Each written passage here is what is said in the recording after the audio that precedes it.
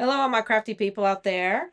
It is time for our weekly project. If you haven't been here before, my name is Stephanie, and I upcycle clothing, generally things I find at my local thrift stores, sometimes estate sales. And I found something super cute this weekend that I immediately fell in love with. I've kind of got a vest thing going on right now. So, you get on these little quirky swings. This one was $3.39, so it's in my price range. And it's cute. It's got these little frog closures in the front. But the problem is, it's just a little tight. And I want to be able to use those frog closures because I think that's part of its charm. So what does this mean? We got to expand it. And I think we're going to stick with the grommet idea because I really liked that last week. So we're going to grommet our sides and open them up. And then we're going to lace them with this really pretty velvet ribbon that I've been trying to find a reason to use. So anyway, if you want to follow along, please do like, subscribe. Let me know what you think. Don't forget to hype, and I'll see you at the table.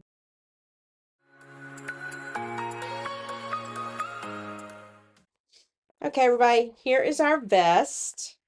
And again, I just like the little frog closures. I think it's super cute, but it's a little plain and it is a little snug. So we're going to be opening up the sides to put grommets and some velvet lacing.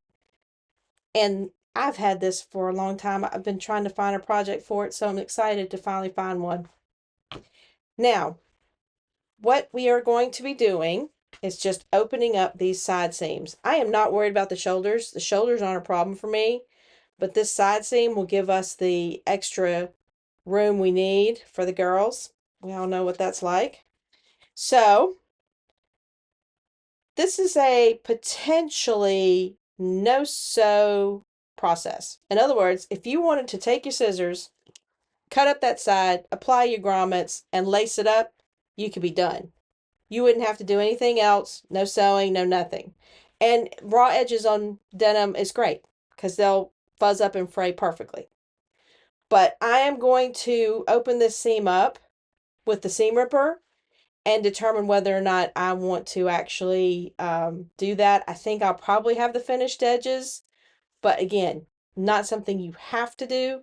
You could make this a no-sew project. Okay, here I am seam ripping up the sides.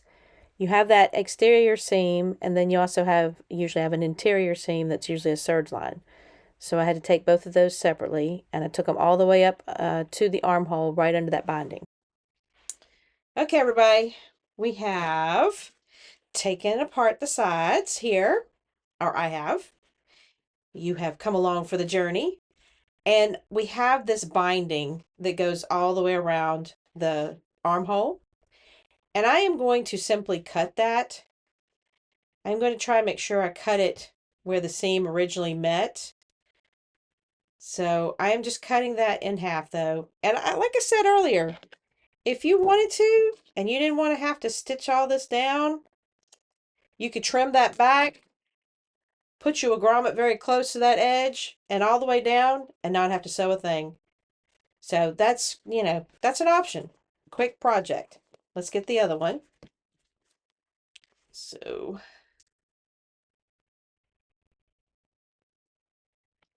use one side to determine where that's at. Okay, now we are completely open. Now this gives us a lot of versatility. In other words, if you wanted to do some decorating, which I think I may do later, but for the sake of this video, I want to show you how to widen it with just some grommets and lacing. But you have blank canvas everywhere. Not campus, it's not a campus. Canvas everywhere. And there are plenty of opportunities. I honestly thought about doing one of those bleach designs on the back. I'm going to do that on a plaid shirt though. Might do it on both. Who knows? So we're going to do exactly what we did. Well, not exactly, but what we did with our jeans last week. We're going to be adding grommets to this side and this side so we can close them up. Now, it has a little kind of like the little side opening over here, kind of like a kick plate over on the side. So I am going to go over to the machine and stitch down the seam allowance back to where it was. And I'm going to stitch over this one as well. Now it's not perfectly straight because it's accommodating that kick plate or whatever you would call that on the side. I am positive somebody knows and they'll tell me. But I am going to stitch down the open seam that's been opened from the back here. So once I stitch those down, we'll apply the grommets and we'll do our lacing. The biggest trick to this particular project is knowing how many grommets you want. And honestly, I just kind of toy with it and play with it and kind of lay them out. And I think 5, I may have said that earlier, is the choice I've made because I get more lacing out of it and I kind of want this close knit look. And this is a different part of the grommet. But I think 5 on each side will work just fine for what we want to do. I cannot find anything but this brass colored at Lowe's. They have other colors at Home Depot, but of course, I mean at Hobby Lobby, but of course you have to get the little tool with it as well. I already have this tool, so I just got some more of the brass ones. They're pretty anyway. So let me go sew these down, and again, we'll come back and apply our grommets. Okay, I'm just sewing down the seams that were the original seams and go up one side, and then I go back to seam over that part where you can't really start at the very end. Okay, the next thing we need to do, once we've stitched down our seam allowance there, just kind of put it back in place essentially, is mark our grommet spots. Now, I'm fortunate as far as the even numbers goes. This seam is exactly 10 inches, which is lovely because then I just divided into 2-inch increments, put 5 on there. So that's super easy. You can also do the center method where you find the center and then center your grommets that way. If it's not an even number, that works too. But again, I happen to have an even number on this. So now the back is just a smidge longer than the 10 inches, but it's like it's not worth worrying about. So I'm going to continue to use the same marking that I did on the previous one at every 2 inches.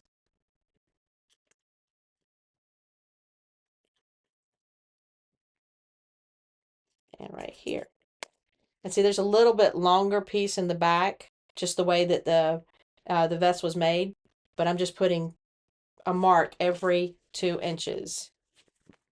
Okay, I lined up my 2 sides here just to make sure that they were matching, because when we put our grommets in, we want to make sure, obviously, that they're even. And make a decision now if that grommet is going to fall like dead center over every line, or right under every line, or right over every line. The line is there for you to use as a guide, but you have to guide it consistently and do the same thing for each line. Otherwise, you'll get wonky grommets. So I'm going to start my grommet process with, again, this handy dandy punch. This is the box. And I think I said earlier, I did get the grommets at Lowe's. I got some more. These are B.Stitch. The cutter did not work for me because I think this kind of fabric is just too flexible, so it didn't have enough to cut it. But these 2 little metal pieces for setting the grommets is lovely. The only thing is you had to have a hole first to get that grommet through, and I'm using the biggest hole this one makes. I'm sure there are more out there that make bigger holes, but this one works just fine. And again, when you're doing this, just make sure you consistently put the grommet in the same place. Let me get one real quick. So make sure that it's either dead center on each line, or, to the bottom or the left or right or whatever. Be consistent. Here I am punching the holes for the grommets. And of course, you never want your hole to be bigger or even the same size as your grommet. It needs to be tight. Okay, now we're going to start setting our grommets. I set one already just to make sure I could still do it. I don't know. It's not a skill you lose. The holes are a little tiny, so I just barely clip them a little to give them a little more space because the grommets are definitely bigger than these holes. So give them a little space. We take the tall piece. Oops, two pieces there. We take the tall piece. See that one? And we put it in the hole. And this part is the front. This is the part that faces out. So you want to make sure that it's at the right side of your fabric going to the back side. And it takes a little wiggling. And be careful with these grommets. They're thin. I mean, not in a flimsy way. They're thin, they're sharp. So that's sharp. So then we take our little flat ring. And I like this side. I'm pretty sure that's the side it's supposed to be on. And because the other side's sharp. And I put it down on top of the ring. We get our block of wood here. Now, if you have a concrete floor to do this on, that's probably better, or something more stable. But I want y'all to see how this works. So I've got that. This one is on top of the donut looking one. It fits in there like a little groove. You just kind of shake it to make sure it's in there. And this one with the little knob or nipple or whatever we want to call it goes in the top. Now I'm going to mute y'all. I don't want y'all to have to deal with this.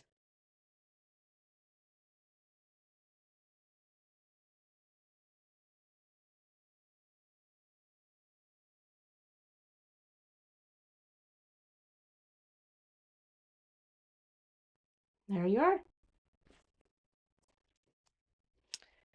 Okay, I have all 20 grommets installed. Yes, that's 20, 10 on each side. And be fair warned, this takes some effort. You really got to hammer these in. So, it's not for the light-wristed. You got to give it some effort.